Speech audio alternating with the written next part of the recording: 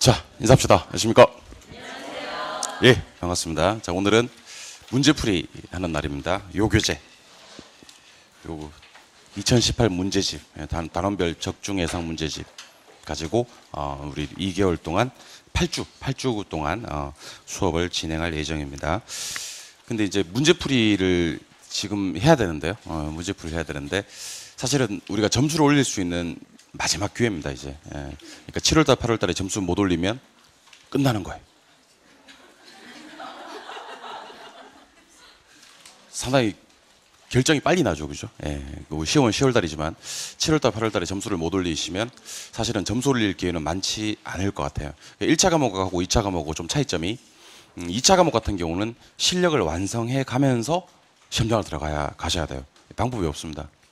실력을 완성해 가면서. 그래서 2차 과목 같은 경우는 9월 달에도 점수가 많이 오르고요. 심지어 10월 달에도 점수 상승폭이 상당히 큰 게 2차 과목입니다. 특히 뭐 예를 들면 뭐 중개사법 같은 경우는 중개사법이 55점밖에 안 나오다가 실제 시험장에 가서 80점씩 나오고 이런 경우 상당히 많습니다.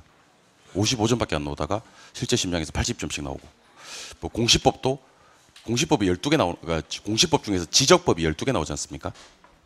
아니, 공시법 중에서 지적법이 등기법 12개, 지적법 12개 나오지 않습니까? 그죠? 그 지적법 3개밖에 못 맞다가 실제로 시험장에 가셔서 10개씩 맞고 이런 경우 상당히 많습니다. 그러니까 점수폭이, 상승폭이 2차 과목 같은 경우는 후반부로 갈수록 상당히 커지는 경향이 좀 있어요. 근데 1차 과목 같은 경우는 그 8월 말에 1차 과목을 뭐 50점 맞다가 10월 달에 시험장에 가셔서 뭐 80점 맞고 이런 경우가 상당히 드물어요. 그래 결국 8월 달 말 정도에 여러분들 점수가 실제 시험장에서 점수가 거의 흡사하지 않나라는 생각을 해주셔야 됩니다. 그래서 공부를 어떻게 하셔야 되냐면 1차 과목 같은 경우는 조금 안정적으로 공부를 해서 시험장을 들어가신다라고 생각을 하시는 마음가짐이 필요하고요. 2차 과목 같은 경우는 지금은 점수가 조금 덜 나도 8월 달까지도 점수 덜 나도 괜찮아요. 9월 달, 10월 달 가면서 점수 향상이 이루어지니까 그러면 우리가 지금 배우시는 과목은 부동산학 개론이고 1차 과목이니까 1차 과목 같은 경우는 남은 기간 어떻게 공부를 해야 되느냐가 상당히 중요할 것 같습니다. 그러니까 그 공부는 뭐 잘 알고 계시겠지만 상당히 유명한 말이 있죠, 그죠? 속도가 아니고 방향이다라는 얘기가 있습니다. 속도가 아니고 누가 했던 말이죠, 이 말을? 속도가 아니고 방향이다. 한번 찾아봐. 속도가 아니고 방향이다. 그 누구? 근데 제가 얘기한 거 아니에요. 저는 그런 말 못해요, 잘. 찾아보고 결정되면 나한테 얘기해줘. 어떤 방향을 갖고 속도보다도 어떤 방향을 갖고 공부를 하는지가 상당히 중요하니까 그렇게 한번 개념을 잡아보도록 하겠습니다. 그래서 오늘 나눠드린 자료 있죠, 그죠? 네, 자료를 한번 꺼내 보시면 자료 2장 나갔을 건데요. 그 말고 계획표, 학습 계획표 미리 나갔죠? 예. 학습 계획표를 꺼내 보시죠.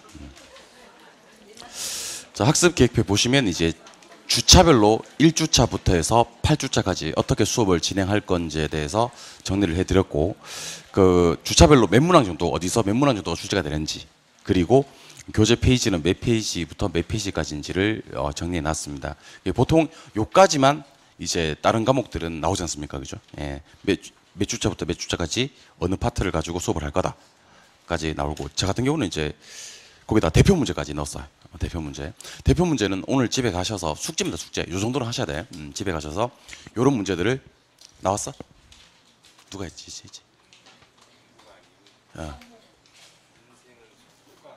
그건 알지, 내가 또. 누가 얘기했어? 임마누엘. 속도가 아니고 방향이라는 얘기는 임마누엘 페스타레 리시라는 분이 했다네요. 하여튼 이 말이 있다는 게 실제로 있는 말이라니까.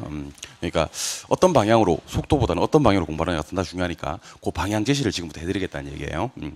그래서 대표 문제는 집에 가셔서 이렇게 한번 체크를 해보시면 좋을 것 같아요. 그래서 한번 16쪽 펴볼까요? 16쪽.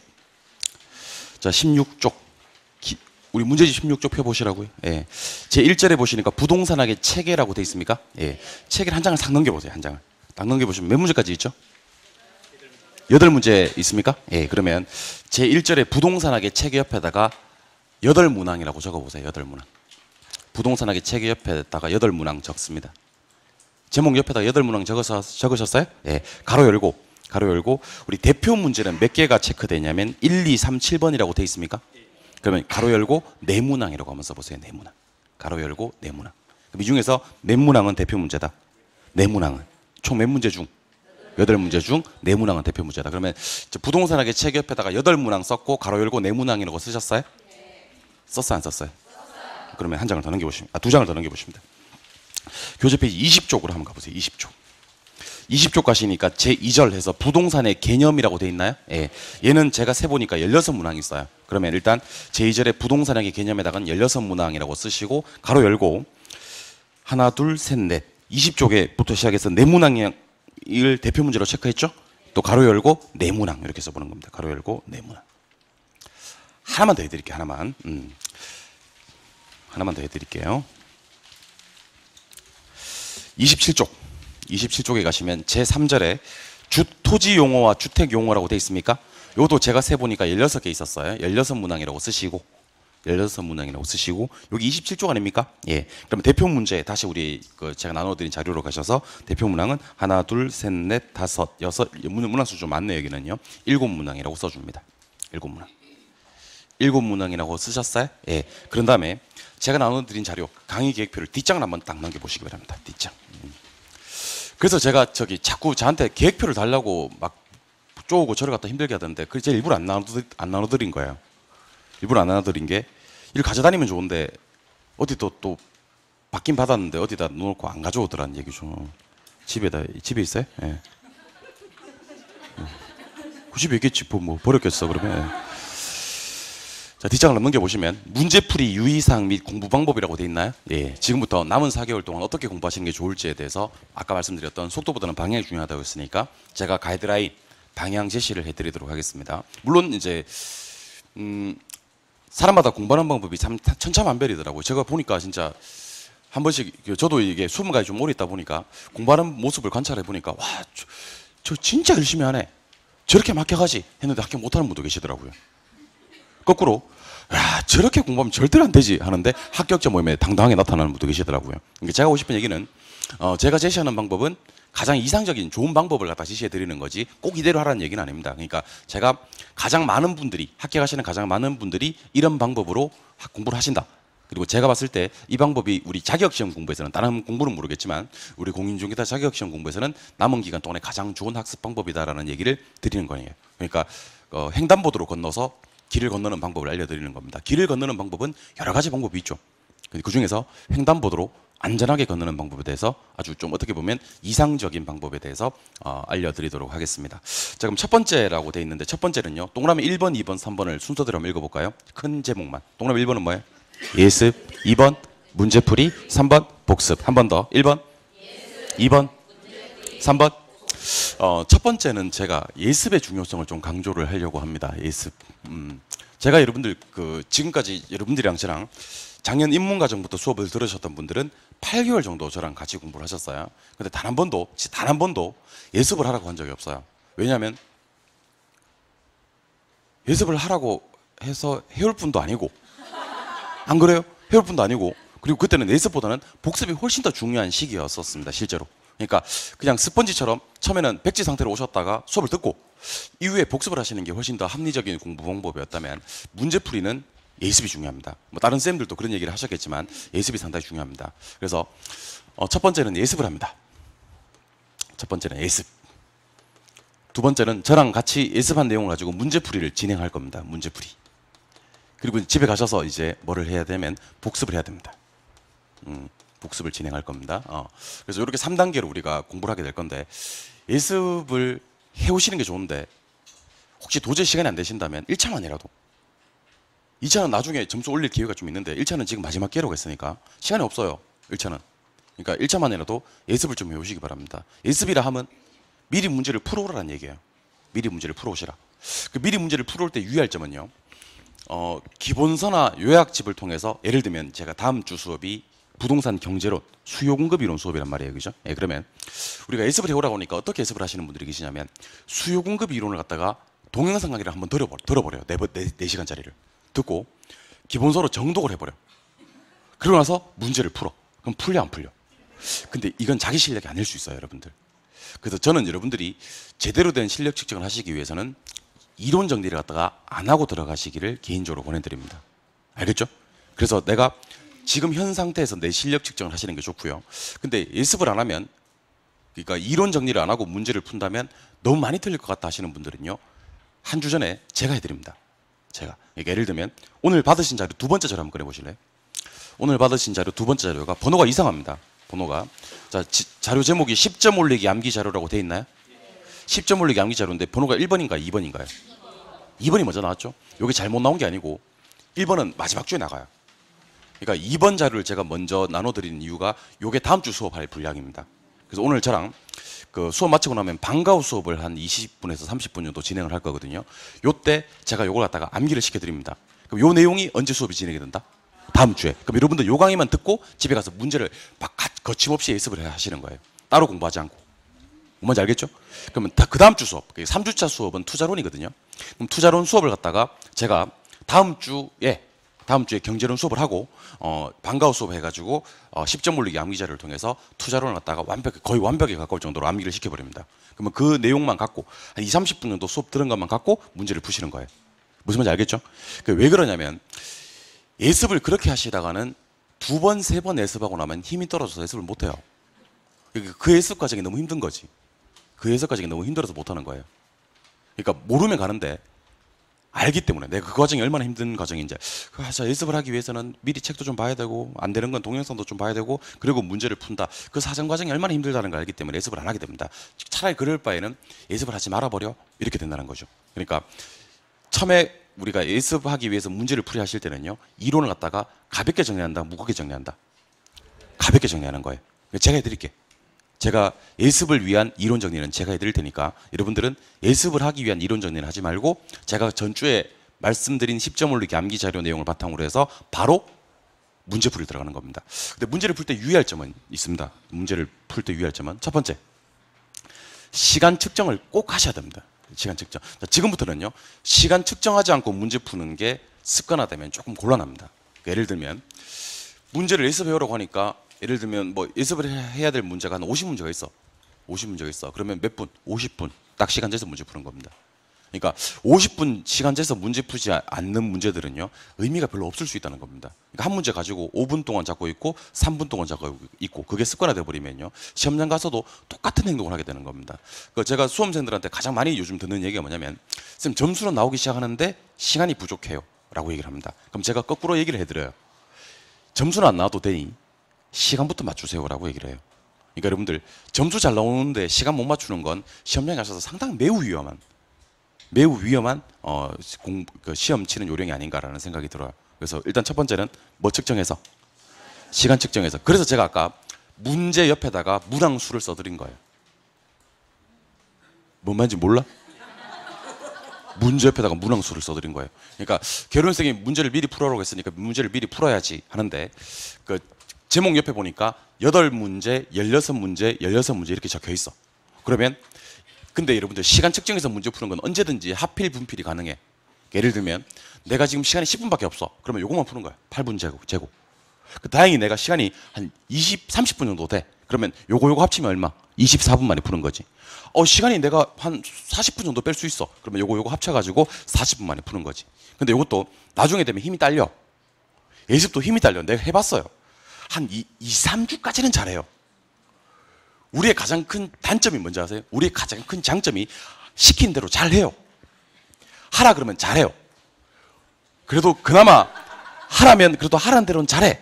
단점이 뭐냐면 오래 못 가. 조금 하다 말아. 자, 한 2, 3주 하다가. 그러면 제가 그래서 가로를 준비했어요. 옆에다가 대표 문제 4문제, 대표 문제 4문제, 대표 문제 8문제 이렇게 적어드렸잖아요. 그러면 다 푸는 게 원칙인데 1차 과목은 다 푸는 게 제일 좋긴 한데 안 되면 이거라도. 그럼 얘는 몇 분만 하면 돼? 16분만 하면 되겠네. 16분만 하면 4, 4, 8이니까. 그래서 문항수를 갖다가 꼭 전체 문항수 옆에다가 가로 문항수라도 적어두라는 얘기입니다. 그러니까 플랜 A가 작동이 안 됐을 때 플랜 B라도 하시라고. 플랜 B라도 하시라고 제가 말씀드리는 겁니다. 그래서 시간 재지 않고 문제 푸시는 것은 지금부터는 약간 위험할 수 있다는 생각을 하셔야 되는 겁니다. 문제 푸는 것도 상당히 중요하지만 시간을 꼭 재서 문제 푸시라는 거 이해하셨습니까? 예. 두 번째는요. 근데 시간 안에 문제를 다 못 풀었어. 예를 들면 지금 20문제를 풀어야 되는데 그럼 20분 만에 다 풀어야 되지 않습니까? 그죠? 근데 시계를 딱 보니까 지금 19분 30초를 향해 달려가고 있어. 그럼 몇 초 남았지? 30초 남았잖아요. 근데 문항 수가 8문항이 남았어. 그럼 몇 개 풀었다는 얘기야? 아니 20개 중에 다시 할게요. 20개 중에 19분 30초가 지나서 시계를 보니까 8문항이 남았다고. 몇 개 풀었다는 얘기야? 그러면 다음에는 이러면 안 되겠구나라는 생각을 하게 된다는 거지. 근데 여기서 유의할 점이에요. 그럼 다시는 그러지 않겠다는 반성의 의미로 나머지 8문항 못 푼 문제는 찍으시죠. 이 작업을 꼭 하셔야 됩니다. 찍기를 꼭 하셔야 돼요. 여러분들 국가 자격시험은 1, 2, 3, 4, 5 우리 오지선다인데요. 정답이 약간 골고루 분포되는 경향이 있습니다. 많이 들으셨겠지만 8개씩 분포되는 경향이 있어요. 그래서 여러분들 한 번호를 쫙 밀면 20점이 반드시 나와요. 이런 경우는 있어요. 7개, 9개, 8개, 8개 이런 경우는 있어. 그리고 8개, 9개, 7개, 8개 이런 경우는 종종 있어요. 하지만 4개, 12개, 8개, 12개, 4개 이런 경우는 없다는 거예요. 정답 문항 수가. 수학능력시험도 이런 부분 맞추더라고요. 우리 자격시험도 당연히 맞추고요. 그러니까 결국 그날따라 좀 빈다 싶은 번호도 있지 않습니까? 그죠? 근데 사실 단원별 문제집은 안 그래요. 단원별 문제집은 사실 좀 그런 부분, 기출문제도 들어와 있고 하다 보니까 좀 그런 경향이 좀 약하긴 한데 그래도 한 번호로 밀어야 됩니다. 찍는 것도 연습입니다. 여러분들 한 번호를 쫙 밀면 몇 프로가 나온다고요? 20%. 여러분들 원래 가지고 계신 실력에서요. 20%는 찍어서 맞추는 거예요. 찍어서. 그러니까 못 푼 문제는 반드시 찍는 것도 연습해 보셔야 됩니다. 그래서 앞으로는 다시는 이런 짓을 하지 말아야지 하면서 찍는 것도 요령이야. 알겠죠? 찍는 까지 해서 세 번째 상당히 중요합니다. 채점을 하시기 바랍니다. 채점. 채점이라 하면 저는 이렇게 한번 해봤으면 좋겠거든요. 8문제를 풀었으면 8문제 중에 3개 맞췄다. 이렇게. 그리고 1번, 2번, 3번, 4번, 5번 이렇게 쭉 나가면 이렇게 하셨으면 좋겠습니다. 채점을. 왜 연습을 할 때 채점을 하시는 게 좋냐면 여러분들 이론 수업을 할 때는 내가 뭐를 알고 뭐를 모르는지 좀 추상적이에요. 그러니까 예를 들면 어떤 분이 저한테 질문하러 와요. 쌤 제가 여과 현상이 이해가 안 돼요. 이렇게 질문하러 와요. 그럼 내가 어디까지는 이해가 되고 어디까지는 이해가 안 되세요? 이렇게 물어보면 쌤 말할 수 없어요. 쌤 말할 수 없어요. 그러면 알고 있는 게 뭐냐고 그러면 뭐가 구체적으로 모르겠냐 그러면 쌤 저 모르겠어요. 그리고 다 뒤돌아가요. 예. 질문하러 왔다가 물만 먹고 그냥 집으로 가는 거죠. 그러니까 뭐를 알고 뭐를 모르는지 이론 수업은 명확하지 않아요.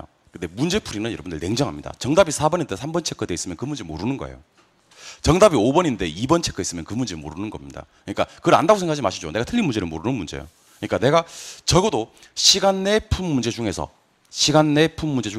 어떤 문제를 알고 어떤 문제를 모르는지를 구분해낸다는 건 상당히 중요하고요. 두 번째는 몇 문항을 못 풀었는지를 판단하는 것도 상당히 중요합니다. 그리고 이게 지금 여러분들 실력이세요. 그걸 냉정하게 판단하실 수 있어야 됩니다. 그러니까 여러분들 10월 27일 날 시험 한번 잘 치면 돼. 연습할 때 굳이 점수를 잘 낼 필요가 없다고. 그리고 이 문제집 이거 나만 보는 거잖아. 물론 옆 사람이 볼 수는 있지.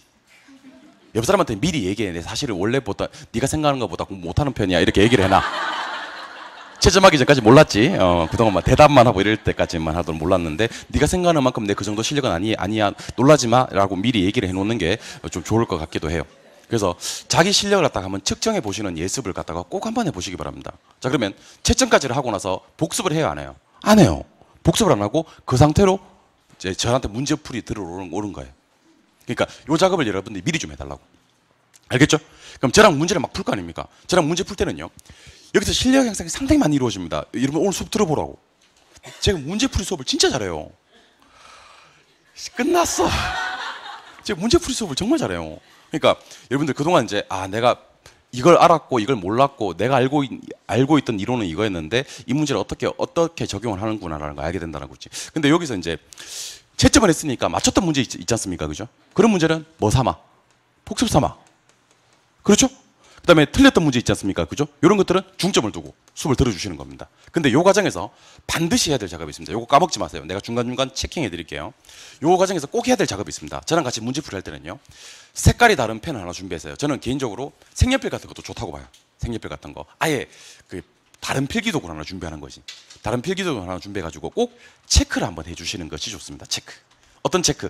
집에 가서 다시 봐야 될 문제에 대한 체크입니다. 그러니까 복습은 이것만 할 겁니다. 이거. 복습은 이것만 체크된 겁니다. 그래서 여러분들 맞춘 것과 틀린 것과는 관계가 없어요. 틀린 것과는 관계없이 내가 맞추었긴 하지만 요건 집에 가서 한번 다시 봐야 되겠어 하는 문제들이 있을 거예요. 그런 문제들은 문제 수업 듣는 가운데 내가 따로 얘기 안 해드릴 테니까 그 체크를 해주시는 거 문제들 옆에다가. 그리고 틀린 것들인데 수업 들으면 내가 잘못 생각했어. 이해가 돼. 그러면 체크 안 해도 돼. 근데 틀린 것이고 수업을 들어도 또 이해가 잘 안 돼. 그런 부분들은 체크를 하시면 돼요. 집에 가서 복습할 시간을 줄이는 겁니다. 근데 복습에 가서 체크되어 있는 거 복습할 때는요. 상당히 기본서라든지 요약집 같은 것으로 무겁게 복습을 해주시는 겁니다. 그래서 처음에 이론, 문제 풀기 전에 이론 정리할 때는 이론 정리를 가볍게 한다고요? 무겁게 한다고요? 가볍게. 원래 문제풀이는 이론 정리를 무겁게 하고 하는 게 아니에요. 그러면 내가 뭘 알고 뭐를 모르는지 냉정하게 찾아내지는 못해요. 아시겠어요? 그런 다음에 문제풀이 하고 집에 가서 복습하실 때는 기본서나 요약집 이해 안 되는 것들은 좀 여러 번 반복해서 무겁게 복습을 해주시는 게 좋습니다. 처음에 이론은 가볍게, 마지막 복습할 때 이론은 무겁게. 그래서 문제 푸는 3종 세트 요령을 알려드렸습니다. 첫 번째 뭐예요? 예습. 두 번째 저랑 문제풀이, 집에 가서 복습인데 예습은 뭐 재서 제가 재서 1분에 한 문제 꼴려. 예. 그런데 혹시 시간이 너무 부족해서 못 풀겠다 그러면 뭐라도 대표 문제라도 푸시는 거예요? 근데 꼭 시간 재서 푸세요. 오늘부터는 여러분들 문제 푸는 사람 앞에 시계가 있었으면 좋겠어요. 문제 푸는 사람 앞에 시계가 있었으면 좋겠어. 그리고 그 시계도 저는 시험장 가서 쓸 시계를 미리 준비하셨으면 좋겠어. 왜냐하면 연습을 갖다가 휴대폰으로 하셨던 분이 계셨대요. 근데 시험장 가서는 휴대폰을 보고 시간 측정할 수가 없잖아요. 휴대폰 보고 시간 측정하면 부정행위자라고 간주됩니다, 여러분들.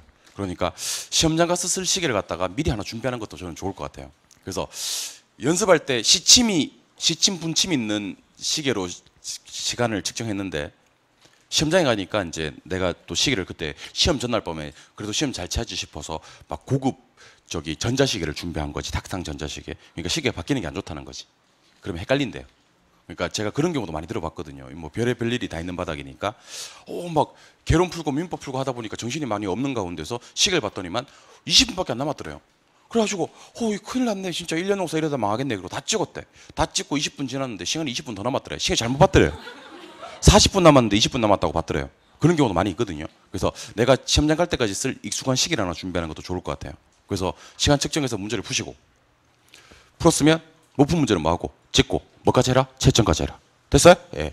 그리고 저랑 문제풀이 할 때는 뭐 맞춤 문제는 복습 삼아 틀린 문제는 좀 중점을 둬서 공부하시는데 맞춤 문제는 틀린 문제는 관계없이 집에 가서 다시 봐야 되겠다 싶은 문제들은 뭐 해서 체크해서 요거 좀 냉정하게 하세요. 집에 가서 다시 안 봐도 되겠다 싶은 것들은 체크 안 해도 돼. 왜냐하면 이 수업이 또 반복이 될 거거든. 1일 특강이라든지 9월달, 10월달에도 반복이 될 거니까 집에 가서 안 봐도 되겠다 싶은 내용들은 그냥 건너뛰어. 봐야 되겠다 싶은 내용들만 그래 복습 시간을 최소화하셔야 됩니다. 그래야지 공부할 시간이 나와요. 2차 공부할 시간도 나오고 동차하시는 분들은. 그러니까 체크해 놓으신 거 좀 무겁게 복습을 하신다라는 느낌으로 이제 첫 번째 얘기를 드렸습니다. 문제 예습 어떻게 해오는지 알겠습니까? 예. 두 번째 실전 모의고사. 자, 모의고사에 대해서 얘기를 좀 드리겠습니다. 모의고사. 자, 우리 매달 모의고사 치르시죠? 예, 매달 모의고사를 칩니다. 이제 남은 모의고사 개수를 알려드리겠습니다. 7월달, 8월달, 9월달 이렇게 3번 남았습니다. 7, 8, 9 모의고사 3번 남았습니다. 모의고사 총 7번 치거든요. 모의고사 총 7번 치는데 3월달부터 시작해서 3, 4, 5, 6 모의고사는 이미 지나갔습니다. 7, 8, 9, 10 중에서 10월달은 모의고사 없어요. 7, 8, 9 3번 남았습니다. 그러면 일단 지나간 모의고사들도 구입을 하셔가지고요. 시간 측정해서 쳐보시는 게 좋고요. 안 쳐보신 분들은요. 쳐보시는 게 좋고 남은 3번의 모의고사는요. 필수적으로 응시를 하시기 바랍니다. 모의고사는 지금부터 무조건 응시한다. 모의고사는 무조건 응시한다. 왜 모의고사를 응시해야 되는지에 대해서 알려드리도록 하겠습니다. 왜 모의고사를 응시해야 될까? 첫 번째는요. 모의고사를 무조건 응시해야 되는 이유는 첫 번째는 실수입니다. 실수. 모의고사를 쳐봐야 내가 자주 하는 실수들을 여러분들이 미리 파악을 하실 수가 있습니다. 어떤 분들은요. 맞는 것을 틀린 것으로 잘못 읽는 경우 또는 가장 틀린 것을 찾아내는데 맞는 것을 찾아내는 경우가 시험 칠 때마다 2번 정도 실수를 하시더라. 시험장 가시면 2번 이하 하겠습니까? 2번 이상이겠습니까? 2번 이상입니다. 여러분들, 실수는 곧 실력입니다. 실수를 많이 하는 것은 그만큼 자기 실력을 떨어뜨리는 행동이고요. 실수를 최소화하는 것은 그만큼 같은 실력에서 자기 실력을 최대화하는 요건이 될 수가 있습니다. 그러니까 1년 동안 열심히 공부를 했고 알고 있는 내용을 시험장 가서 실수로 틀리는 것은 상당히 제가 바람직하지 못한 것 같아요. 근데 실수를 안 할 수는 없어요. 실수를 안 할 수는 없는데 실수를 최소화하시는 연습을 하셔야 됩니다. 그럼 내가 주로 어떤 실수를 자주 하는지는 여러분들이 파악을 하셔야 될 거 아닙니까? 이게 모의고사를 통해서 나타나는 겁니다. 그래서 여러분들은 실제 시험장에서 발견했을 실수 요인을 미리 찾을 수 있다는 겁니다. 뭐를 통해? 모의고사를 통해. 두 번째는요, 모의고사를 반드시 응시해야 되는 이유는 시간 배분입니다. 어떻게 보면 아까 저기 연결되는 건데요, 제일 중요합니다. 제가 일전에 한번 얘기를 드렸을 건데요, 제가 아직도 기억나시는 분이 계세요. 19회 때인가 18회 때인가 그랬을 거예요.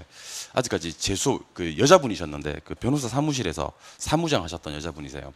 그분 같은 경우는 이제 일이 바쁘고 야간에 수업을 듣다 보니까 모의고사를 한 번도 응시를 못했 상태로 시험장에 들어갔어요. 근데 뭐 상당히 스마트했어요. 그리고 개론도 참 잘했었고, 특히 개론을 잘해서 제가 기억에 오래 남습니다. 그분 같은 경우에 이제 18회 때인가 19회 때 당시에 계산 문제 8개 나왔었는데 계산 문제 8개를 다 맞추셨어요. 실제 시험장에서. 그래서 개론 점수가 몇 점이 나왔냐면 92.5점이 나왔어요. 92.5점이라 하면 3개 틀렸다는 얘기예요. 개론에서. 원래 개론을 잘하셨던 분이고 아니나 다를까 시험장에서도 개론이 3개밖에 안 틀려서 92.5점이 나왔었는데 민법 과락 걸려서 떨어졌어요. 민법이 40점이 안 나온 겁니다. 근데 여러분들 상식적으로 이제 개론에서 92.5점 나올 정도의 실력이 되는 분이 민법에서 과락 나와서 떨어지는 경우가 잘 없어야 되거든요. 근데 그분 같은 경우는 시간 배분을 전혀 못한 거예요. 자기가 개론을 잘하다 보니까 개론에서 점수를 많이 땡겨놔야지 하고 계산 문제 안 풀리는 것도 꾸역꾸역 다 풀었어. 그러니까 계산 다 풀었겠지. 8개를 다 풀고 민법 시간 배분이 안 된 거지. 그러니까 시간 배분을 못하고 시험장에 들어가시는 것은요, 개론 잘하면 뭐합니까? 그분 같은 경우는 그 다음에 합격을 했겠어요, 못했겠어요? 그 다음에 그분은 더 이상 공부를 하지 않았어요. 상처가 너무 컸던 거예요. 1년 동안 너무 열심히 공부를 했는데 자기가 시간 배분을 못 해가지고 시험에 불합격을 하니까 다시는 공부하기 싫다 그러면서 안 하셨어요. 제가 계속 설득을 했어요. 그래도 한번 해봐라 했는데 안 하시더라고요. 결국에는 안 했어요. 결국에는 그분 같은 경우는 그분보다 공부 못 하셨던 분들, 열심히 덜 하셨던 분들도 다 합격해서 지금 열심히 중개하고 계신데 그분만 중개를 못 하고 계시는 그런 아이러니한 상황이 발생을 하더라는 겁니다. 모의고사를 쳐보지 않으면요, 98분 차에 95분 차에 어떤 행동을 해야 되는지 몰라요. 어떤 행동을 해야 되는지 모른다고. 왜냐면 모의고사를 안 쳐봤으니까 어떤 행동을 해야 될지 도무지 한 적이 없거든. 제 생각은 그렇습니다. 모의고사를 갖다가 꼭 쳐서 시간 배분 한번 해보시기 바랍니다. 근데 제가 오늘 시간 배분하는 팁을 하나 굳이 드린다면 여러분, 저는 자격증이 많거든요.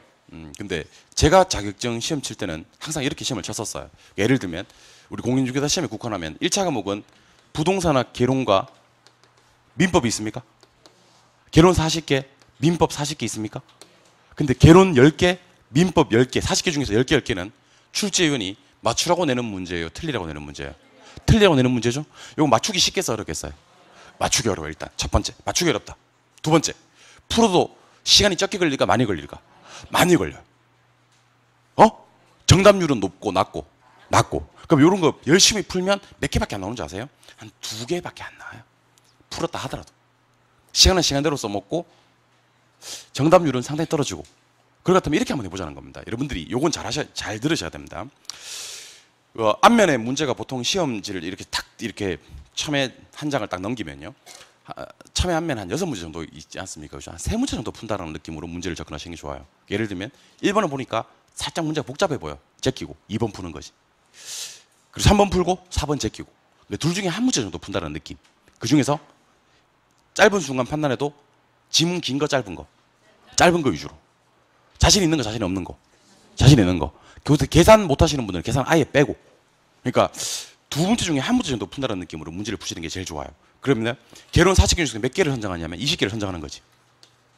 이 선정 작업을 갖다가 반복 연습하시다 보면 선정이 돼요. 하시고 그러면 얘 20개는 오답률이 높겠어요? 정답률이 높겠어요? 정답이 높지. 시간이 많이 걸려, 적게 걸려. 적게 걸리겠지. 그렇죠? 그러면 20개가 이게 다 맞지는 않겠지만 느낌상 어떤 느낌이 드는지 아세요? 개론 20개를 골라서 풀게 되면요. 과락은 면한 것 같은데 라는 느낌이 들어요. 그럼 재빨리 더 풀고 싶어도 참고 민법으로 넘어가는 겁니다. 민법 넘어가서 똑같아. 요령은 정것, 요령은 좌동. 똑같이 40개 중에 20개를 선정해서 푼다고 생각하시기 바랍니다. 더 풀고 싶잖아? 참고 이제 개론 이제 20개 남았을 거 아니에요. 그죠? 그 중에서 한 10개 정도 선정한다고 생각하시는 거지. 그리고 더 풀고 싶잖아? 참고 좌동. 민법 이렇게 가는 거지. 그리고 나머지 개론 10개, 민법 10개 남겨놓은 것은 찍는다라는 느낌으로 공부하시는 게 좋습니다. 찍는다는 느낌으로. 그래서 저는 개인적으로 40문제 나오는 문제들은요. 요거는 여러분들 얼마든지 응용이 가능합니다. 25개. 좋아요. 30개. 괜찮습니다. 그러니까 제가 봤을 때 가장 이상적인 건 절반정, 우리 과락이 있는 시험이기 때문에 절반 정도를 미리 확보해 놓는다, 땡겨 놓는다라는 느낌은 상당히 좋은 느낌이라서 20개, 10개 하고 나머지 10개는 찍는다. 80개를 100분에 풀기에는 부족한 시간일 수 있지만 60개를 100분에 풀기에는 차고 넘치는 시간입니다. 그러니까 여러분들은 80개 다 풀지도 못하면서 정해져 있는데 이미 결론은 정해져 있는데 80개 다 풀지도 못하면서 그리고 80개 다 맞추지도 못하면서 계속 80개를 풀기 위한 노력을 한다는 거죠. 그러다 보니까 부작용이 생기는 게 아닌가라는 생각이 들어요. 그리고 저는 출제위원회의 의도를 여러분들이 거스르지 않았으면 좋겠습니다. 그분들이 틀리라고 내는 문제 깔끔하게 틀려줍시다. 그럼 맞춰서 무슨 무기형을 누리겠다고. 24개를 맞추면 되는 건데. 그런 문제는, 근데 여기도 제가 아까 말씀드렸잖아요. 한 번을 밀면 반드시 뭐가 나온다? 2개가 나온다는 거예요. 그러면 여기 이걸 통해서 우리 몇 개 맞추면 되냐면 22개 맞추면 돼. 22개만. 여러분들 정상적으로 1년을 공부하신 분들이 전략과 전술을 잘 못 짜서 24개 미만으로 떨어지는 경우는 있지만 정상적으로 공부를 하신 분들이 몰라서 24개 밑으로 떨어지는 경우는 절대로 없다는 확신을 가지시기 바랍니다. 어떤 시험에서든지 간에. 무슨 말인지 알겠어요? 그래서 저는 20개, 10개, 나머지 10개는 최악의 경우는 찍는다라는 느낌으로 공부를 하시는 게 훨씬 더 좋은 방법이 아닌가라는 생각이 들어요. 알겠죠? 그래서 특히 개론 같은 경우는 계산 문제는요. 암산으로 풀리지 않는 계산 문제는요. 무조건 제껴요. 그러니까 둘 중에 한 개만 풀면 되니까. 그러니까 처음부터 7번에 계산 문제가 나왔어. 7번에. 그걸 풀려고 낑낑대고 있어요. 근데 여러분들 그걸 풀면 다행인데 못 풀었을 때 후폭풍이 엄청납니다. 왜냐하면 지금 7번의 계산 문제를 풀고 있다 그랬잖아요. 뒤에 몇 개 남았어요, 문제가? 아니죠. 73개 남았죠. 생각을 좀 하고 대답을 하라고. 이 사람들아, 지금 7번인데 뭐 30 몇 개가 남았네. 7번의 계산 문제가 나왔는데 7번의 계산 문제를 못 풀으면요. 73문제 타격을 받아요. 그래서 원래 알고 있는 것들도 그냥 건너뛰는 게 얼마나 많은데요, 심장이 가셔서. 그러니까 저는 계산 문제 같은데 시간 허비, 그러니까 이론 문제는 그렇진 않아요. 이론 문제는, 자 보세요. 1, 2, 3, 4, 5. 이론 문제는 그렇진 않아요. 다음 중 가장 틀린 것을 찾아라 그래. 오라. 틀린 거 갖고 모르겠어. 그러면 이 둘 중에 하나는 답이잖아. 그러면 그래도 소득은 있네. 몇 번 아니면 몇 번이 답이야? 4번 아니면 5번이 답이지. 근데 계산 문제는 그런 게 없어요. 자기 자본 수익률을 구하라 그랬어. 내가 계산해 보니까 8%야. 8%가 지문에 없어. 자기 자본 수익률을 구하랬어. 열심히 막 내 돈 수익 이자 해가지고 막 열심히 구했어요. 8%가 진짜 없어. 없어. LTV가 몇 프로고 DTI가 몇 프로고 기존 대출 금액이 4천만 원 있대. 추가 대출 금액이 얼마인지를 물었어. 추가 대출 금액 계산해보니까 1억 2천이야. 1억 2천이 없어. 추가 대출 금액 1억 2천. 차이도 많이 나. 차이도 막 3천만 원, 2천만 원 막 그래. 그럼 뭐 이거 반올림 해야 되나 버림 해야 되나 막 이런 느낌이 막 들지. 그러니까 계산 문제는요. 한 번 못 풀었을 때 후폭풍이 상당합니다, 여러분들. 뒤에 있는 문제, 민법 오롯이 다 타격을 미치고요. 다른 문제 다 타격을 미친다는 거죠. 그런 짓을 왜 하는지 모르겠다는 겁니다. 이걸 모의고사를 통해서. 근데 내가 이거 하라고 그러면 진짜 실행 옮기는 사람이 몇 명 안 돼요. 좋은 방법인데. 시간 배분 연습하셔야 됩니다, 여러분들. 특히 1차 과목에서 2차 과목 같은 경우는 그래도 시간이 좀 남는다 그러더라고. 근데 1차 과목 같은 경우는 시간 모자라서 잘못되는 경우도 상당히 많이 있거든요. 그러니까 시간 배분 꼭 하시고. 세 번째, 답안 작성. 이건 뭐 계속 세 개 다 연결되는 건데요. 답안 작성. 우리가 이제 1980년대 중반 이후 세대, 80년대 중반 이후 세대, 그러니까 우리 흔히 얘기하는 뭐 30대나 한 30대 중반이나 20대죠. 그분들은 학창 시절 초등학교 때부터 지금까지 이 OMR 카드를 계속 써봤어요. OMR 카드. 그러니까 이렇게 컴퓨터용 수성 사인펜으로 OMR 카드를 쭉 써왔고, 근데 뭐 70년대 이전, 그러니까 80년 이전, 뭐 많이 오셨네 오늘. 그러니까 60년대, 70년대생들. 요분들 같은 경우는 이제 OMR에 사실은 익숙한 세대는 사실 아니란 말이에요. 학창시절에 3번, 2번 이렇게 해서 답지를 냈던 세대란 말이에요.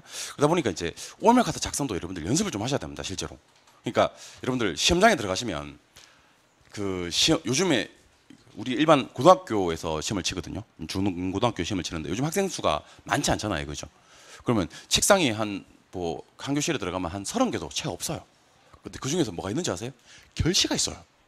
결시가 30% 돼. 그러면 예를 들면 30개 중에 결시 30% 그러면 21명. 21명이 시험을 치게 되거든요. 21명이. 그러고 나서 이제 1차 시험 치고 나면 울면서 다 집에 가고, 뭐 2차 시험은요, 널널하게 한 10명밖에 안 쳐요.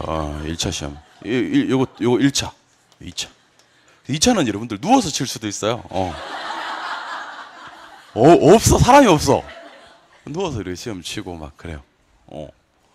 그러면 21명밖에 안 되는 그 인원에서 교실에 최소 1명, 나중에 보라고. 최소 1명, 많게는 2명까지 시험 종이 땡 쳤는데 답지를 못 내요. 근데 이 답지를 못 내는 사람이 시험지에 문제 다 풀려 있다.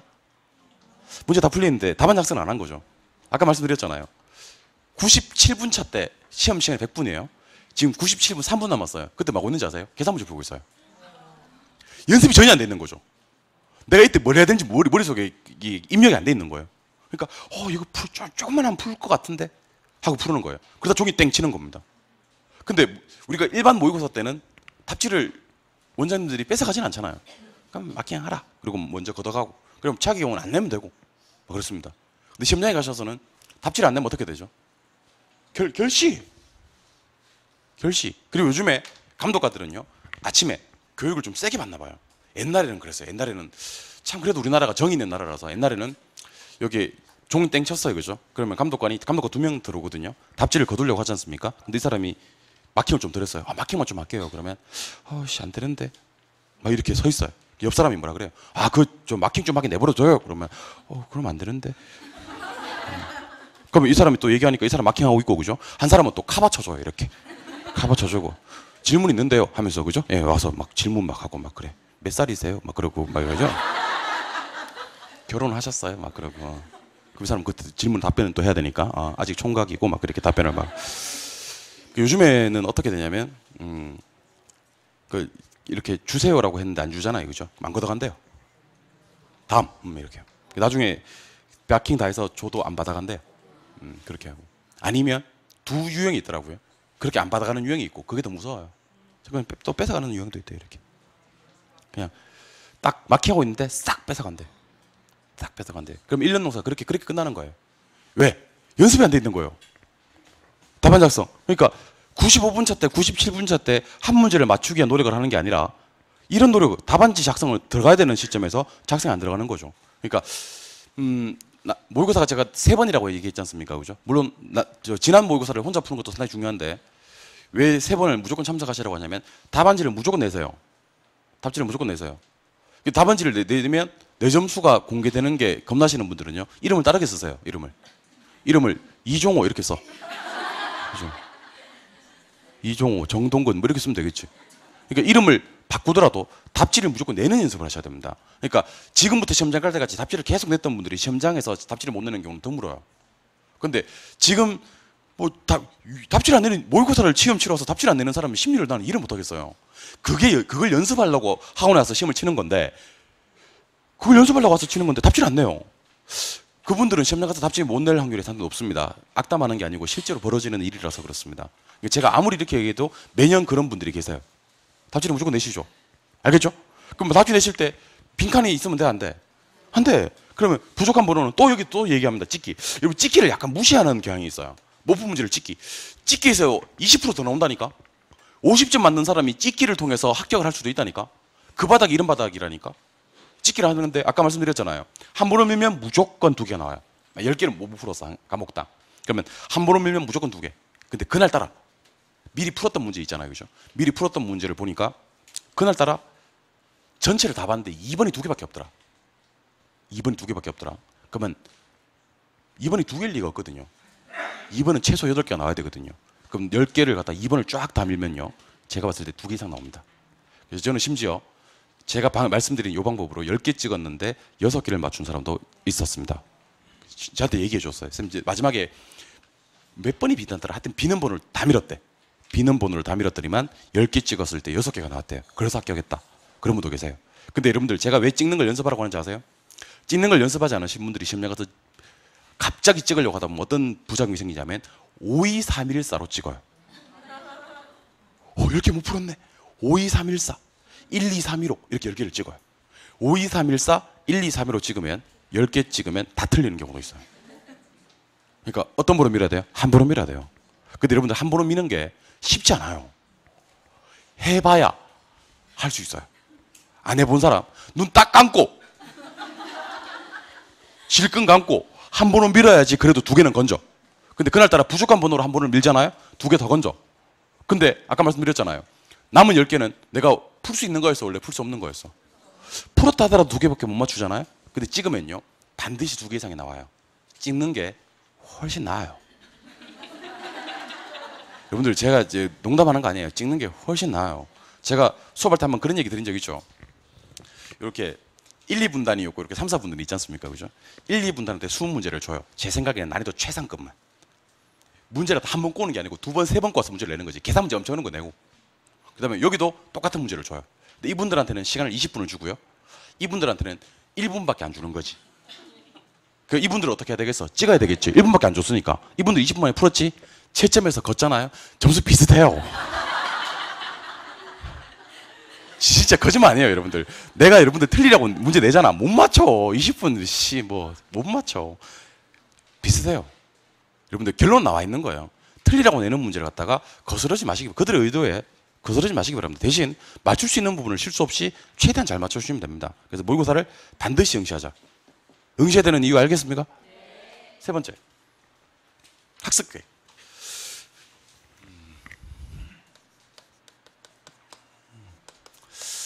제 생각에는 이제 여러분들 저기 탁상 달력이 하나 필요해요. 탁상 달력은 꼭 하나 있어야 됩니다. 그래서 학습 계획을 짜야 되는데요.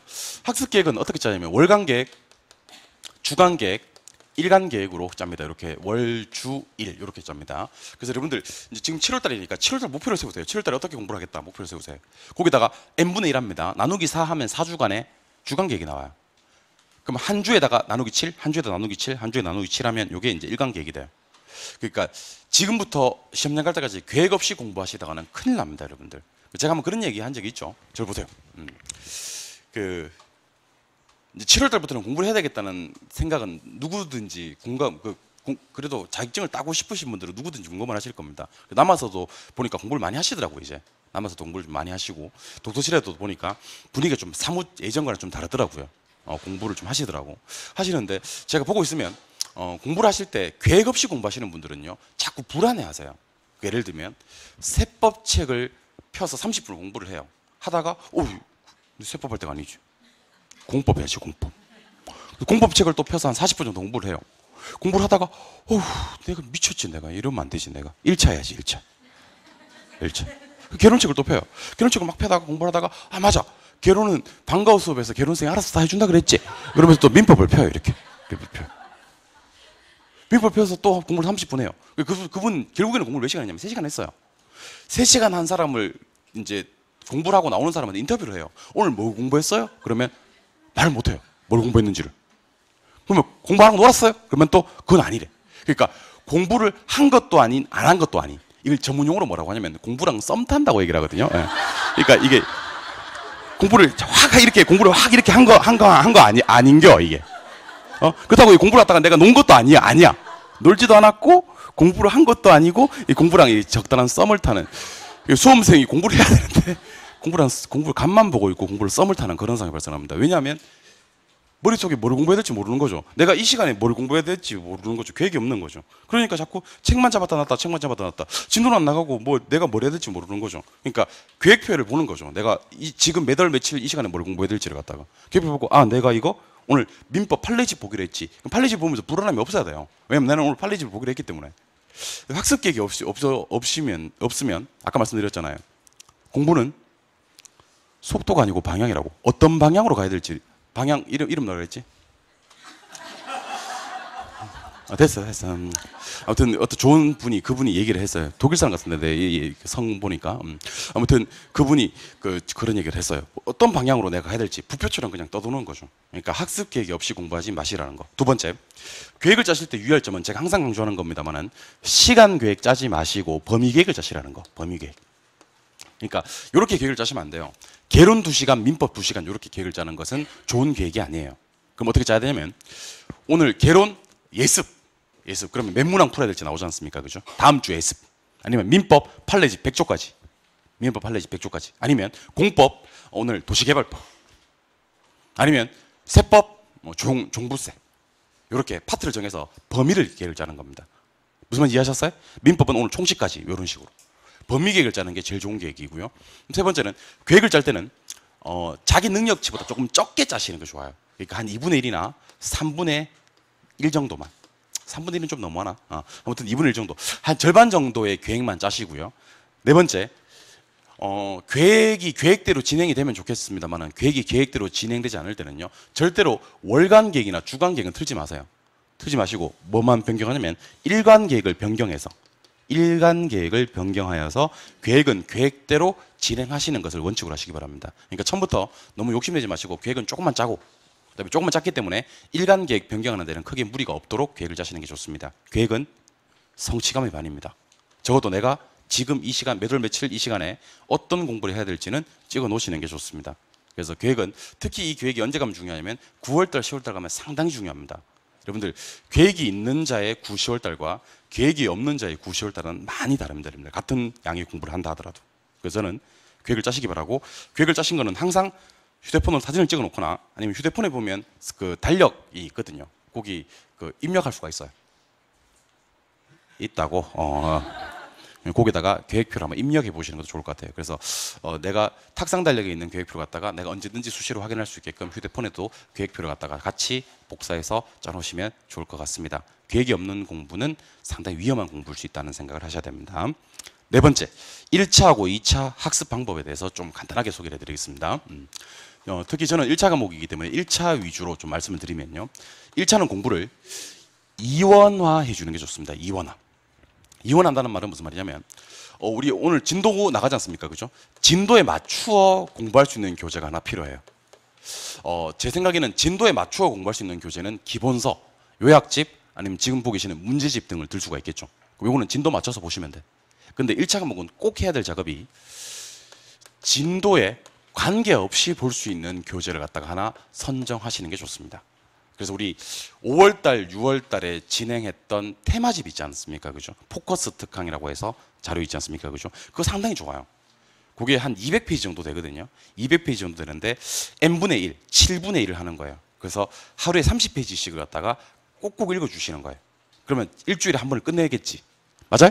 근데 일주일에 한 번 끝내고 다음 주에 이 교재를 또 볼 수 있으니까 30페이지씩을 갖다가 5분도 좋고 10분도 좋고 20분도 좋으니까요. 매일매일 보시는 습관을 들이시기 바랍니다. 특히 개론 민법은. 그러니까 특히 민법 같은 경우도 민법 조문 판례집 같은 거 있지 않습니까? 그죠? 판례가 30문제 이상 출제가 돼요. 40개 중에서 민법에서. 판례가 30개 이상 출제. 내가 본 판례와 보지 않은 판례가 시험장에서 나왔을 때 그 어떤 문제 푸는 속도는 상당히 많은 차이가 있거든요. 문제를 보고 이 판례 이거 내가 알지 했을 때와 그렇지 않았을 때 문제 구성에서 여러분들이 내용을 파악하시는데 걸리는 어떤 시간, 소요 기간까지 감안하시면 당연히 여러분들이 눈에 익숙한 것들이 많다고. 그래서 제가 요 진도에 관계없이 볼 수 있는 교재를 갖다가 여러분들이 꼭 하나 선정을 하셔서 요걸 갖다가 매일매일 좀 1차 과목은 감각이 중요합니다, 여러분들. 그래서 1차 과목은 진도에 관계없이 볼 수 있는 교재를 갖다가 진도에 맞추어서 하는 것은 따라오실 수 있을 거니까 관계없이 볼 수 있는 교재를 갖다가 꼭 하나 선정을 하시라는 겁니다. 그러니까 여러분들 1차하고 2차의 차이점 또 하나 알려드릴까요? 1차 과목은요, 감각적으로 푸는 문제가 상당히 많다. 무슨 말이냐면 다음 중 가장 틀린 것을 찾으래. 1번, 2번, 3번 오라. 4번, 5번 중에 하나가 답이다. 이까지 찾아내는 경우가 상당히 많아요. 근데 그때 4번 체크하시면 답이 5번이야. 5번 체크하면 답은 4번이고 감각이 떨어지시는 분이에요. 4번, 5번 남았는데 4번 체크하시는 분 정답. 5번 체크하면 또 5번이 정답. 감각이 있으신 분이에요. 그러니까 두 개 중에 고민해서 하나를 답으로 체크했을 때 정답률이 높으신 분들은 감각입니다. 그러니까 1차 과목 같은 경우는 확실히 알고 푸는 문제보다는 감각적으로 푸는 문제가 상당히 많아요. 2차는 좀 달라요. 성격이 완전히 달라요. 2차는 모르면 그냥 숫자 하나 잘못 내서 모르면 그냥 틀리는 건데 1차 같은 경우는 감각적으로 푸는 문제가 상당히 많다. 그래서 진도와 관계없이 볼 수 있는 교재를 하나 선정을 하시고 지금 동차 준비하시는 분들은 2차도 공부를 해야 됩니다. 그죠? 근데 2차는 절대로 60% 범위를 벗어나서는 안 돼요. 그러니까 전체 공부량의 60% 이상이 정해지면 안 됩니다. 2차 공부하시는 요령은 아마 공법쌤이나 중개사법쌤이 얘기를 잘 해주실 거예요. 어떻게 공부하시는 게 좋다. 그러니까 요거는 2차는 또 그분들이 저보다 방향 제시를 더 잘하더라고요. 제가 강의하는 거 보니까 잘해. 1차 나는 뭐 1차니까 1차 위주로 얘기를 드릴게요. 2차는 그분들하고 상의를 하시고 2차는 그분들이랑 상의를 하시고 1차는 절대로 40%를 범위를 벗어나서는 안 된다는 겁니다. 그러니까 아무리 이제 1차가 점수가 안정화되고 2차를 갖다 열심히 해야 된다 하더라도 전체 학습량의 60%를 넘게 2차를 공부하셔서는 곤란합니다. 그러니까 해마다 학원에 최소 5명, 이 거짓말 아닙니다, 여러분들. 최소 5명, 많게는 10명이요. 그의 시험에서 2차를 놀라운 성적을 합격을 그래요. 2차를 놀라운 성적을 합격하고 1차가 2개 모자라. 그런 분들이 해마다 학원에 여기 앉아 있어요, 지금. 앉아 있다니까. 그러니까 2차가 되는 거지. 1차는 안 되는 거지. 그럼 그 다음에 어떻게 해야 돼? 1, 2차 공부를 다시 해야 돼. 근데 이분들을 한번 생각해 보세요, 여러분들. 1차는 내가 작년에 비록 불합격했지만 작년에 내가 2차를 갖다 놀라운 성적으로 합격을 했어. 그 수업을 다시 듣고 있다고. 작년에 내가 합격한 2차를 다시 듣고 있다고. 안 당해본 사람은 그 얼마나 속상한지 몰라요, 여러분들. 그 완전히 전략을 잘못 짠 거지. 1차 점수가 너무 일찍 나오다 보니까 2차에 너무 몰빵을 해버린 거지. 그러니까 1차는 전혀 공부 안 하고 2차에 너무 열심히 공부를 해버린 거지. 그래서 2차를 놀라운 성적으로 합격하고 1차 점수가 모자라는 그런 상황이 발생할 수 있다는 겁니다. 어떠한 경우에도 1차 공부하는 학습량이 40% 미만으로 떨어지는 일은 없어야 됩니다. 그래서 다시 계속 연결되는 겁니다만은 계획을 짜시라는 겁니다. 알겠죠? 그리고 우리 수험생들 중에서 지금 많이 하는 고민이 있어요. 내가 알아요. 여러분들이 많이 하는 고민. 자, 저를 보세요. 고민이 많은 얼굴이네요. 지금 시점에서 가장 많이 하는 고민이 이제 1차하고 2차를 같이 공부해 왔는데 그동안 이러다가는 1차도 안 될 것 같아. 그래서 2차를 포기할까? 포기하고 깔끔하게 올해는 1차만 하고 내년 2차 하고 그렇게 한번 해볼까? 라는 생각을 하시는 분들이 지금 상당히 많으세요. 상당히 많으신데 일단 지금 벌써 여기 2차 포기하신 분도 계세요. 자, 저를 봐요. 제가 눈 보면 알 수 있어요. 예. 벌써 2차를 포기하신 분도 계시고 그 다음에 마음속에 정리한 분도 계시고 마음속에서는 이미 수업은 나왔지만 아직 2차는 잘 안 들리는 거지. 왜냐면 1차가 제대로 안 돼 있으니까. 그분도 그 2차를 포기할까? 이런 고민 누구든지 하게 돼요, 사실은. 고민을 하게 돼요. 사실은 이 고민을 하는 시험이 종목이 우리 자격증 시험밖에 없어요.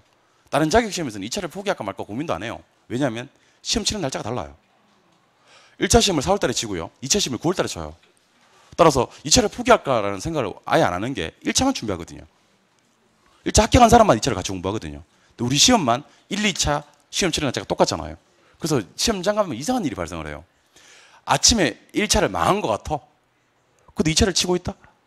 내가 지금? 그럼 2차 시험 치면서 어떤 느낌이 드냐면 내가 왜 치고 있지? 막 이런 생각이 들어. 망한 것 같은데 이거. 그런 이상한 어떤 그 상황이 연출되는 시험이 우리 시험일 수 있다는 거예요.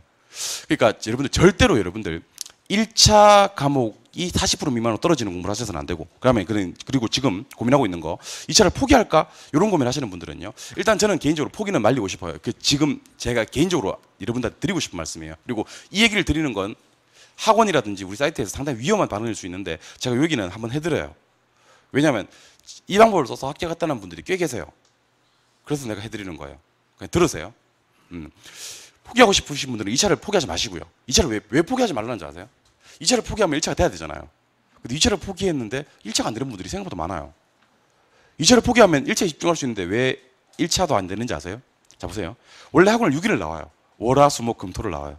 근데 2차를 포기하면 화수만 나와도 돼요. 그러면 월, 목, 금, 토가 갑자기 붕 뜨게 돼요.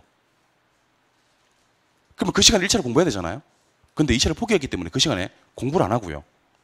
그동안 밀어놨던 것들을 하기 시작합니다. 그동안 내가 등산을 못 다녔는데 등산 다녀야지 이제. 진짜 그래요, 사람이.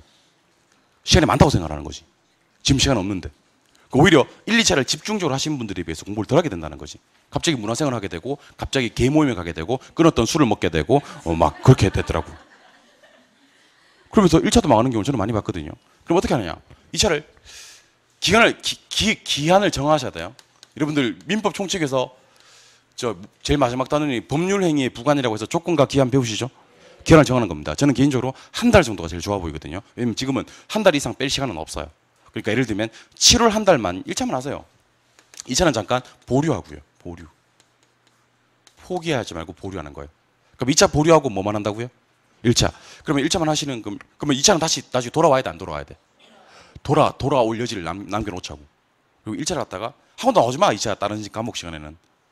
계룡을 몇 번만 와. 그리고 나서 1차를 한 달 만에 정말 빠른 속도로 점수를 올리는 거예요. 올라갈 수 있어요, 지금은요. 예습도 철저히 하고. 그 다음에 기본산에 그동안 풀지 않았던 문제도 풀어보고. 그 다음에 그냥 넘어왔는데, 시간 관계상 그냥 넘어왔는데, 동영상 중에서 못 들은 동영상, 아니면 이해 안 됐던 동영상도 한번 들어보시고.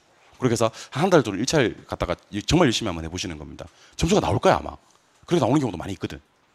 그래서 점수가 어느 정도 나온다면, 그때 2차를 한번 다시 가보시는 게 좋습니다. 근데 그때 2차를 오면, 한 달 동안 2차 수업을 못 들었지 않습니까? 그죠? 근데 어쩔 수가 없어요, 그때는요. 약간 아슬아슬한 방법으로 약간 위험 부담을 하면서 합격할 수밖에 없어요. 뭐 예를 들면 특강 자료를 갖다가 뭐 거의 달달 외우다시피 할 정도로 한 60점 전략으로 가는 거지, 그때는 진짜. 그렇게 하실 수밖에 없어요. 그러니까 보류는 있어도 포기는 없다는 마음으로 가셔야 됩니다. 근데 포기를 한번, 여러분들 사람 입에서 아무도 몰라요. 내 입에서만 나오는 단어거든요. 근데 포기하는 순간 다시 못 돌아가요. 근데 보류하면 다시 돌아갈 건덕지는 있거든요. 그래서 제가 보류하라 그래가지고 해마다 몇 명씩 건져요. 진짜 몇 명씩 건져요. 합격자 모임에 와서 쌤 그때 저는 2차 거의 포기할 마음이었었는데 그때 그 얘기 듣고 잠깐 보류했다가 1차 좀 집중해서 점수 만들고 다시 2차 와서 또 2차는 좋은 성적은 아니지만 합격을 했어요. 덕분입니다. 2년 공부할 거 덕분에 1년밖에 공부를 안 하게 된 것 같아서 너무 고맙습니다라는 얘기를 해마다 듣거든요. 그래서 제가 이 얘기를 하는 거예요. 그러니까 그 어떻게 잘못 들으시면 2차 과목들 쌤들 들으시면 좀 이상한 얘기일 수도 있죠. 아니 결혼생이 너 오지 마라 그랬어 내 수업 시간에? 뭐 그럴 수도 있는 거잖아. 보던 사람들이 안 보여 지금. 그럴 수도 있는 거잖아. 그러니까 잠깐 보류하시고 다시 돌아올 건덕지를 만드셔야 됩니다. 자기 입으로 한번 포기라는 말 하는 순간 다시 못 돌아와요, 여러분들. 건너올 수 없는 강을 건너는 겁니다.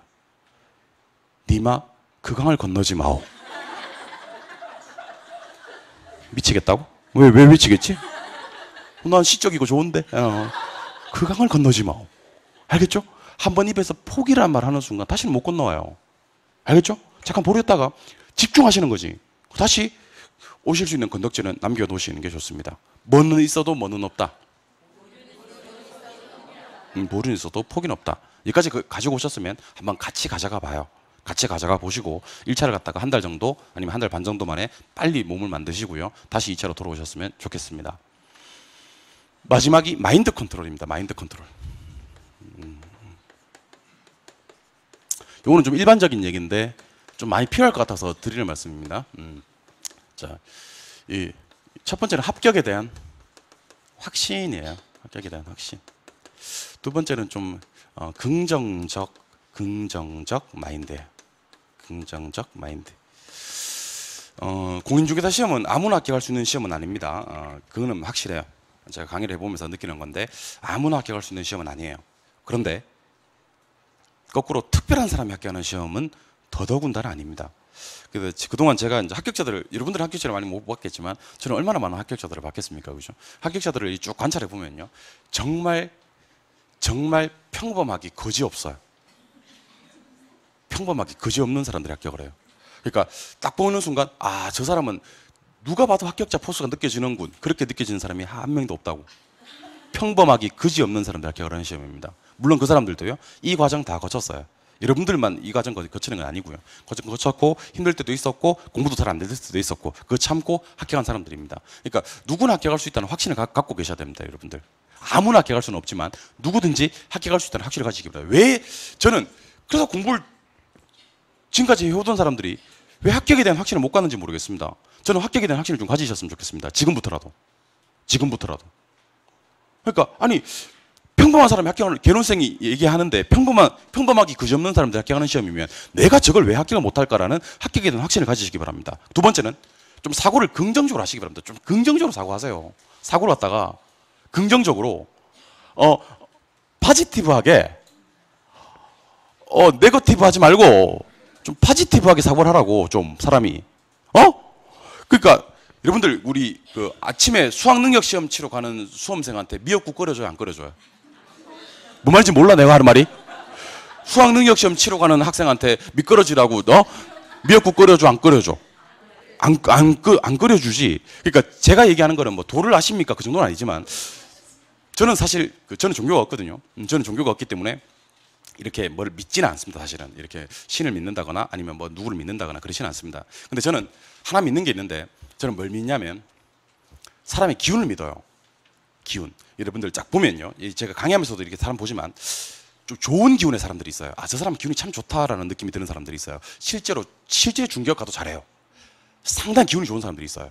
한편 어떤 사람 옆에 가면 좀 추워. 스산하고 좀 어둡고 침침하고 좀 추워. 그런 사람도 있어요. 그러니까 기운이 참 좋은 사람이 있고요. 기운이 별로 안 좋은 사람도 있다는 거죠. 근데 저는 이건 좀 바꿔진다고 생각하거든요. 그동안 좀 안 좋은 기운을 갖고 있던 사람들도요. 지금부터 좀 긍정적인 기운을 갖다가 긍정 에너지를 갖다가 가득 안고 가슴에 가득 안고 한번 생각해 보세요. 그러니까 누가 물어요. 야, 너 이제 시험 칠 때 다 돼가는데 공부 잘 되고 있어? 그럼 잘 되고 있어. 될 것 같아. 그럼 될 것 같아. 이렇게 얘기를 한번 해보시라고. 왜 그 말을 못 하는데요? 아니 뭐 최선을 다했는데 안 되면 그건 어쩔 수 없는 거지. 근데 자기 입으로요. 시험도 얼마 안 남았는데 수험생이 어떤 얘기를 하는 분이 계시냐면 떨어진다는 얘기를 하는 분이 계세요. 난 떨어질 것 같아. 뭐 이렇게 얘기를 하세요. 떨어질 것 같아. 이게 얄팍한 심리인데 그 얘기를 왜 하는지 아세요? 이게 정말 얄팍한 비겁한 심리인데요. 나중에 시험 쳐서 떨어지면 그때 예전에 내가 떨어질 것 같다 그랬잖아. 그 얘기 하려고. 상당히 비겁하고 얄팍한 심리예요. 그 얘기를 하려고 그 어떤 뒷포석을 깔아놓는 거예요. 그러면서 그 부정적인 말을 갖다가 막 내뱉는 거라고. 아, 그건 상당히 안 좋은 것 같거든. 아, 기운이 안 좋은 사람이에요. 그런 사람들은요. 저는 그렇게 보거든요. 그러니까 좀 좋은 기운을 갖고 긍정적인 에너지를 가득 안고 행동을 하면요. 반드시 그렇게 돼요, 여러분들. 그러니까 이제는 볼펜, 내가 항상 하는 얘기 그거잖아요. 볼펜이 땅에 떨어져도 볼펜이 땅에 떨어졌네 그러지 말고 볼펜이 땅에 붙었네? 볼펜이 땅에 붙었네. 그래야 붙어. 그래야 붙어. 자꾸 뭐 떨어지고 막 뭐 안 되고 뭐 안 돼 그러면 삶의 사고 진짜 그렇게 하셔야 돼요, 여러분들. 뭐 예전에 그런 책도 있었지 않나요? 뭐 이렇게 아기가 공부를 잘해가지고 뭐 서울대 보내려고 버스를 타도 제일 먼저 타고 뭐 그런 게 있었대요. 그리고 옛날에 우리 뭐 좀 여담인데 소나타 있잖아, 소나타. 소나타 첫 번째 글자 S 아닙니까, 그죠? 애들 S대 보내려고 소나타에 S를 다 떼는 사람들이 있었대요. S대 보내려고. 그래서 옛날에 오나타가 그렇게 많았어요, 오나타가. 다 오나타야, 다 오나타. S대 보내려고 S를 다 떼니까. 저는 그게 정말 좋은 행동이라고 보거든요. 물론 절도지. 물론 절도인데 그 기운이죠.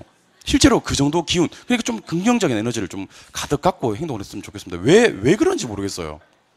어떤 분들은 저한테 뭐라는 분도 계시는, 심지어 어떤 분도 계시냐면 쌤 내내 다시 봐요 하는 사람도 계세요. 아, 저는 정말 그거는 안 좋다고 봐요, 여러분들. 쌤 다시 봐요. 그래. 다시 볼 때 뭐라고 하려고? 쌤 그때 다시 보자 그랬었잖아요.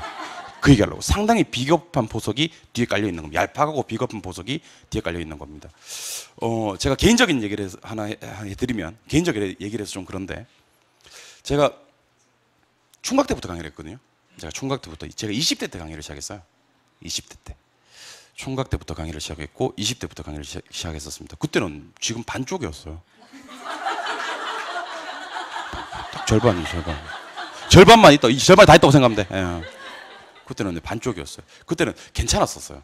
그때는 내가 괜찮았는데 세월의 풍파를 거치고 막 여러 가지 막 애도 애를 먹이고 막 하니까 내가 막 이렇게 변했지만 총각 때 강의를 시작했고 강의 3년차, 4년차 때 제가 서울 올라왔었거든요. 스카우트에서 올라왔어요.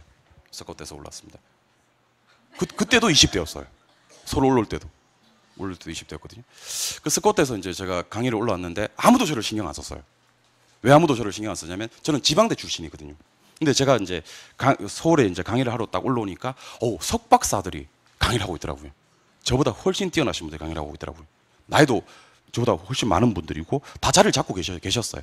그러니까 그 지방에서 올라온 20대 청년 부동산학 결혼 강사를 아무도 신경 안 썼죠. 누가 신경을 썼겠습니까, 그죠? 그러니까 여러분들은 어떻게 보면 약간 비슷한 조건이겠지만 저는 상당히 그때는 악조건이었어요. 그분들보다 나이도 엄청 어렸고 제가 예전에 저는 아직도 그 모습을 잊을 수가 없는 게 제가 20대 때 강의를 하러 이렇게 올라오지 않습니까, 그죠? 마이크를 딱 잡고 강의를 하러 딱 올라오면요. 그게 나쁘다는 게 아니고 그랬었어요. 그때 어르신들 같은 경우에 그때는 나이 많으신 분들도 많았었거든요. 공인 중개사 저희가 처음 강의할 때는 어르신분들이 상당히 많으셨어요. 어르신분들이 한 60대 중반 이런 어르신들이 이렇게 팔짱을 딱 껴요. 이렇게 제가 강의하러 올라오면. 그리고 표정이 어떤 표정이면 한번 해봐. 못하면 죽여버릴 거야. 이렇게 한번 해봐. 한번 해봐. 못하면 죽여버릴 거야. 이런 자세로. 그 제가 목표가 하나 있었거든요. 그분들 제가 1시간 안에 팔짱을 다 풀게 만든다. 1시간 안에 팔짱을 다 풀게 만든다. 1시간 안에 제가 별표 치라 그러면 별표 치게 만들고 제가 동그라미 하라 그러면 동그라미 하게 만든다는 그 제가 지금까지 한 번도 거기서 어긋난 적이 없었어요. 그리고 저는 좀 약간 막연한 어떤 긍정적인 에너지인지 모르겠지만 저는 정말 열심히 해서 한번 잘해보겠다는 생각을 했었거든요. 한 번도 제가 지방으로 밑에 다시 내려갈 수도 있겠다는 생각을 한 적은 없었어요. 처음에 올라올 때. 예. 물론 올라오기 전에 고민을 많이 했었지만 그렇게 한 명씩 제끼다 보니까 이렇게 벌써 훌륭한 사람이 돼 있네요. 그렇죠. 예. 너무 이렇게 훌륭한 사람이 돼 있네요. 저는 그런 기운은 사람한테 여러분들이 자격증을 따시든 아니면 자격증을 따서 앞으로 실무를 하시든지 간에 필요하다고 봐요. 필요하다고 봐요. 그러니까 내가 저렇게 되겠나라는 생각을 하지 마시고요. 반드시 된다는 확신하고요. 그런 확신을 실현하기 위한 긍정적인 에너지만 가지고 계신다면요. 뭐든지 못할 일이 없다고 생각을 해요. 그러니까 여러분들 각 지역에서 부동산 1등 하는 사람들 앞으로 보게 될 거예요. 자격증 따셔서 중개 실무에 나가시면요. 각 지역에서 중개업 1등 하시는 분들 보게 될 건데 그분들을 관찰해 보잖아요. 그죠? 평범하기 그지없어요. 근데 저는 어떤 능력이나 두뇌 차이는 아닌 것 같아요. 생각의 차이인 것 같거든요. 그러니까 그런 어떤 확신과 긍정적인 에너지를 가득 안고 앞으로 한번 공부를 해보시면 제가 봤을 때 반드시 이거 평범하게 그지 없는 사람들 합격하는 시험인데 왜 그 확신을 못 가는지 모르겠습니다. 긍정적인 에너지를 가득 갖고 한번 공부해 보시기 바랍니다. 반드시 합격하실 수 있습니다. 알겠죠? 예. 이렇게 끝내는 게 조금 좋긴 한데 복습 한번 시켜드릴게요. 다 까먹었어요, 이것도. 다 까먹었어요. 나중에 첫째 시간 뭐였어요? 그럼 결혼생이 20대 때 올라와가지고 뭐 그걸 그랬다. 막 처음에는 무시당하고 하다가 나중에는 훌륭한 사람이 됐대? 그럴까봐 내가 복습시켜드리는 거. 자, 먼저 문제풀이 예세에 오시는 거예요. 그래서 오늘 집에 가셔서 문항수를 다 세가지고 셀 필요 없죠.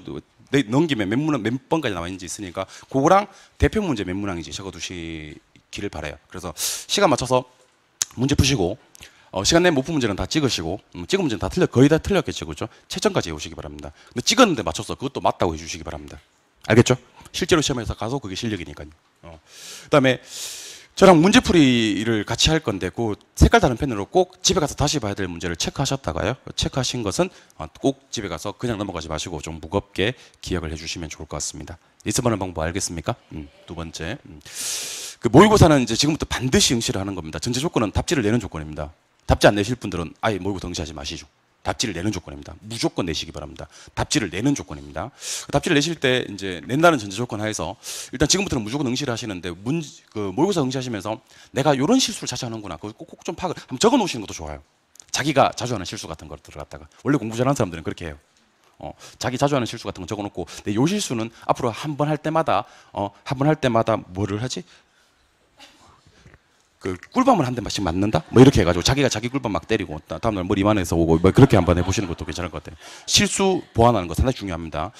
나중에 실력 올리는 것보다 더 중요한 개념일 수 있습니다. 그다음에 시간 배분 꼭 하셔야 됩니다. 저는 개인적으로 20개, 20개, 10개, 10개, 나머지 10개는 찍는다라는 느낌으로 시간 배분하시는 게 좋고요. 답안 작성 반드시 하시기 오고 못 푼 문제는 나중에 마지막으로 찍는다. 찍을 때는 비는 번호로 찍는다 하는 것도 기억을 해주시면 좋겠습니다.